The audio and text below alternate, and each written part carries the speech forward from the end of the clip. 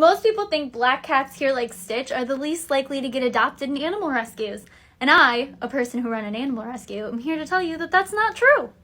To be honest, because most people think black cats are least likely to be adopted, a lot of people want to adopt a black cat because they hear that statistic and they want to rescue a black cat. And I'm all for it. I adopt out the black cats. But the black cats are not the ones that are least likely being adopted. It's the cats that are already declawed.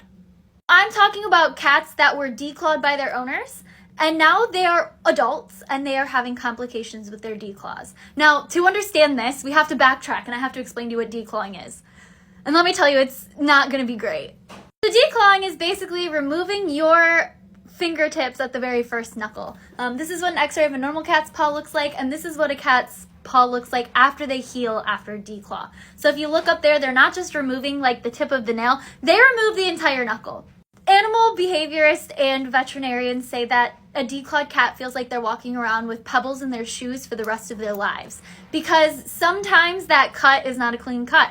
And they take too much bone, they don't take enough bone, they leave bone fragments behind. And unfortunately, even if they don't do that, even if it is a successful surgery, as your animal ages, arthritis is going to build up in there, bone spurs are going to build up in there, and your cat's going to start having pain in all of their paws because they're declawed. There are many complications and behavioral issues that can come from declawing as a declawed cat ages, like going outside the box, biting, acting out, no longer jumping because of arthritis and pain setting in, as well as they'll stop using the litter box because the litter hurts their paws. A lot of times when cats start to act out like that, their owners surrender them to my rescue. And I have a 4-paw declawed 11-year-old cat who is aggressive and doesn't use the litter box because their paws are in pain. We work with our vet to treat the arthritis or the pain or things like that, but unfortunately, it's the reality. I think that the fact that there's no education in what the procedure of declawing actually is makes it so animal owners don't know what they're doing to their cat. So then when their cat ages 10 years down the line and they start having these behavioral problems, they don't understand it's because their cat's in pain. So they're not treating the root of the problem, which is treating the pain from the declaw, and instead they're giving them up.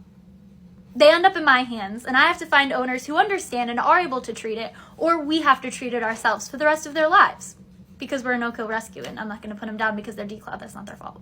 If you want a cat that doesn't have their claws, I recommend you adopt one that already is declawed. Then you're not having to put an animal through that painful procedure, and you're getting a cat that's probably not going to get a home otherwise. However, you have to understand having a declawed cat can sometimes mean pain and behavioral issues, like acting out, going outside the box, and things like that.